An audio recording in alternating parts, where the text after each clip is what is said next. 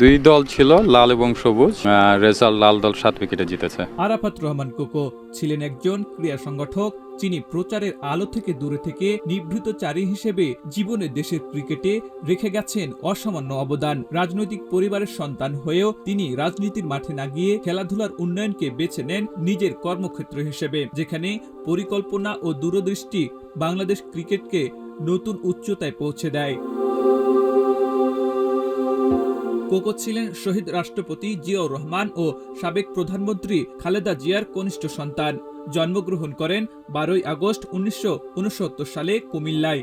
শৈশবে 1971 সালে পাকিস্তানি সেনাদের হাতে বন্দী হওয়া এবং 1981 সালে পিতৃহারা হওয়া জীবনের প্রথম দশকেই তিনি কঠিন অভিজ্ঞতার মধ্যে দিয়ে যান।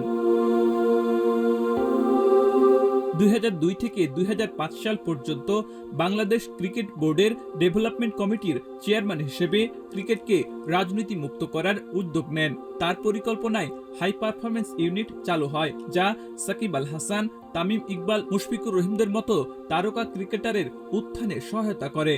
2004 সালে মিরপুর শেরেবাংলা স্টেডিয়াম আধুনিকায়ন করে বর্ষাকালেও খেলার সুযোগ নিশ্চিত করেন, যা 2011 সালে বিশ্বকাপে সহ আয়োজক হতে বাংলাদেশকে সহায়তা করে।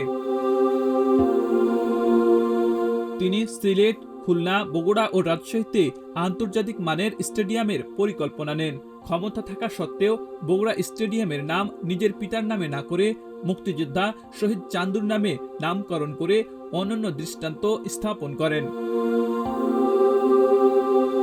2015 সালের 24 জানুয়ারি মাত্র 45 বছর বয়সে মালয়েশিয়ায় মৃত্যুবরণ করেন। 27 জানুয়ারি ঢাকা বায়তুল মুকাররমে প্রায় কারফিউ পরিস্থিতির মধ্যেও লাখো মানুষের উপস্থিতিতে জানাজা প্রমাণ করে তিনি মানুষের হৃদয়ে গভীরভাবে স্থান করে নিয়েছিলেন। ক্রীড়াঙ্গনে তার অবদান তাকে আজও স্মরণীয় করে রোল মডেল হিসেবে রেখে গেছে।